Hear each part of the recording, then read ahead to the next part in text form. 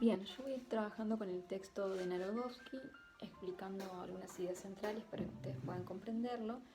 Y vamos a iniciar diciendo que hay un concepto fundamental para poder pensar la pedagogía en la modernidad y tiene que ver con el concepto de infancia, que no fue necesariamente un concepto que haya trabajado y en el cual se haya detenido Comenio, ¿sí? Si bien la pedagogía moderna está pensada para el infante, no es el infante justamente el objeto de estudio de Comenio, sino que él va a hacer hincapié en el método, en el docente, en la institución escolar y el Estado que va a estar a cargo, ¿sí?, de este método de educación que él va a pensar. No se va a detener en las características del niño, como si, por ejemplo, lo hizo un tiempo más adelante Rousseau en el Emilio, ¿sí? Esto tiene que quedar claro. Por eso llamamos pedagogía tradicional a la pedagogía de Comenio, porque no se centra en el sujeto de aprendizaje, en el sujeto que va a ser educado, sino que se centra en que el método que se utiliza para poder educarlo sea el método adecuado, ¿sí? Eso en primera instancia. Por otro lado, tenemos que decir que hay un denominado ideal que es el ideal pansófico, que de alguna manera va a resumir lo que Comenio se propone. Educar con todo a todos, ¿sí? De eso hablamos cuando hablamos de ideal pansófico. ¿Qué incluye ese todo a todos? Incluye, por un lugar, a todos, no importa el sexo, no importa la edad y no importa la clase social. Y acá está la movilidad social de la cual hablábamos en el video anterior. También la idea de sujeto, ya que no se distingue las particularidades ni las individualidades de cada uno, sino que se entiende que todos los sujetos son capaces de aprender. Es más, el mismo Comenio va a decir, hasta el más ignorante es susceptible de ser educado, con esas palabras. Entonces, acá entra en juego esta concepción antropológica de la que hablábamos.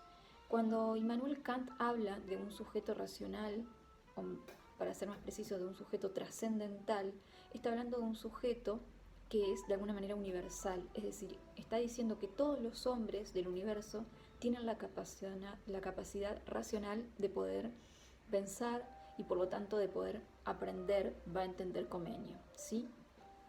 Entonces, esto da cuenta de un cambio absoluto en la mentalidad respecto de la concepción antropológica si pensamos, por ejemplo, en otras épocas históricas en las que se entendió que no todos podían ser educados, como por ejemplo cuando se relega a la mujer por incapaz, cuando se relega al incapacitado por incapaz en los tiempos de la antigüedad o en el tiempo de la época medieval.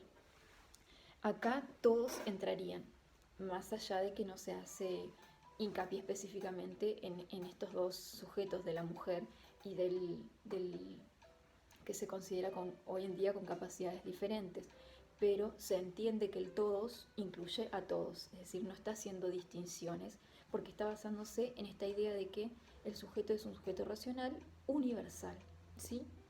Ahora bien, para que esto sea posible, va a decir Comenio, es necesario que se produzca un pacto, y en términos de Narodowski, la famosa alianza entre la escuela y la familia, ¿sí? Es decir, Comenio hace muchísimo hincapié en que más allá del amor maternal o paternal que tenga la familia para poder educar a los niños, no siempre va a tener la capacidad, y porque además se le está partiendo de la idea de un orden, que de ahí el origen del título de Narodowski, El Imperio del Orden, en donde justamente cada uno tenga que cumplir su función. Entonces, la familia no está para educar al niño, sino que para eso va a estar la escuela. De esta manera, él va a plantear la uniformidad del tiempo y del espacio a través de dispositivos específicos como van a ser la graduación en primera instancia, que es un concepto fundamental en la pedagogía moderna, es decir, la gradualidad de la educación. No se va a hacer hincapié en la edad cronológica de los sujetos, como quizás ustedes estén pensando, sino en diferentes etapas que van a graduar el conocimiento. Él va a decir, vamos a ir de lo más simple a lo más complejo, y estas van a ser características propias del método que va a proponer Comenio, ¿sí? A ese método se le va a sumar un auxiliar, que es el libro, ¿sí? El famoso manual que nosotros conocemos y que, a pesar del paso del tiempo, de los siglos y de las críticas a la pedagogía moderna, sigue estando presente en nuestras aulas. Bien, dicho esto, es necesario pensar algunas otras cuestiones que yo fui anotando acá para tener en cuenta, como por ejemplo estas tres. Es necesario, a decir Comenio, que todos los niños estudien juntos, por eso es importante que no lo hagan en la familia, sino que lo hagan en un lugar específico para ello, que lo hagan a cargo de un especialista, y acá va a aparecer esta famosa idea que nosotros conocemos hoy como asimetría pedagógica, pero que no va a ser tal cual y como la conocemos hoy. Acá la idea de un especialista simplemente está poniendo en el lugar del que sabe todo en el docente y el que no sabe nada en el niño. No hay ningún reconocimiento de saberes, de capacidades, tal como nosotros las entendemos hoy en la niñez, en la infancia, o simplemente en el otro sujeto que no es el docente, como le queramos llamar, de acuerdo al nivel en el que nos estemos situando, ¿sí? Acá esta diferenciación va a ser clara. El docente es el que sabe, el estudiante, o el alumno, mejor dicho, para Comenio, es el que no sabe, es el que está en la condición de inferioridad absoluta. Y esto va a generar lo que más adelante, mucho más adelante de nuestra época, Foucault va a denominar como relación de poder, justamente el poder que ejerce aquel que sabe sobre el otro que no sabe, ¿sí? Relación de poder que, por supuesto, existe y está presente hasta la actualidad. Ahora bien, este método tiene que ver también con una pregunta que nosotros nos podemos hacer, y es, ¿cómo se va a llevar a cabo? Comenio va a decir con tres grandes acciones: una acción estatal, una acción política y una acción financiera. ¿Por qué? Porque solamente el Estado va a poder ser capaz de unificar el currículum, ¿sí?, en las escuelas. Política, porque se requiere de una autoridad. Él va a decir, hay que requerir a la autoridad del rey para que todos cumplan. Y finalmente financiera, porque todos van a tener que acceder, desde el que más tiene hasta el que menos tiene. Entonces, de acuerdo a estas tres acciones, se va a poder llevar adelante el famoso ideal pansófico del cual nos habla Comenio. Una de las cuestiones que va a trabajar Narodowski y que también va a trabajar Pablo Pinu tiene que ver con la vigilancia epistemológica, que significa la vigilancia que ejerce la institución sobre el sujeto, ¿sí? Ellos van a hablar específicamente sobre el cuerpo, cuestión en la cual nos vamos a detener más adelante.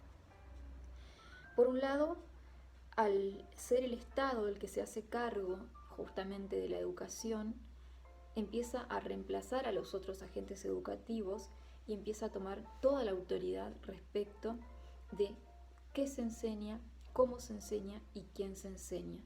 Por lo tanto, va a ser quien controla y quien impone lo que el otro puede, no puede, debe o no debe aprender. Y esto va a ser a través de la escuela.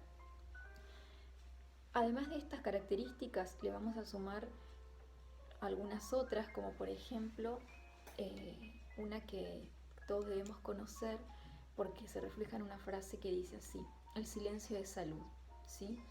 ¿Y por qué hacemos alusión a esto? Porque justamente la visión de Comenio va a tener que ver con una visión estática del cuerpo, y esa estaticidad va a tener que ver con el silencio, porque solo en el silencio, va a decir Comenio, podemos aprender. Pero ese silencio no tiene que ver solo con una cuestión de salud o únicamente con una cuestión de salud, sino que tiene que ver con el silencio del otro que no sabe. Entonces, si no sabe, no tiene nada que decir. De aquí la famosa pedagogía de la reproducción, donde el que sabe transmite su saber y el otro simplemente se tiene que limitar a imitar y a repetir. Por eso tiene que estar en silencio y esperar su turno para poder repetir e imitar lo que el docente le transmitió a partir de su saber. Esto va a ser obviamente cuestionado desde el texto de Narodowski, también desde el texto de Pinu, y es muy importante que ustedes puedan ir identificando esa crítica y también, por supuesto, haciendo una opinión, formando una opinión propia respecto de estas temáticas que estamos abordando. Así que con estas grandes ideas vamos inaugurando el cambio que se produce entre la concepción de educación que se da entre la edad antigua, la edad media y la edad moderna.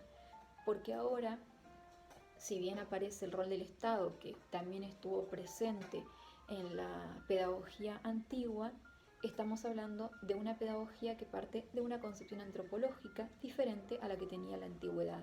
Entonces, en ambos el Estado está presente, pero con diferentes fines y con diferentes métodos y también con diferentes sujetos de aprendizajes a los cuales se está refiriendo y con diferentes concepciones de lo que en la antigüedad era el maestro y en lo que en la modernidad va a ser el docente que va a enseñar.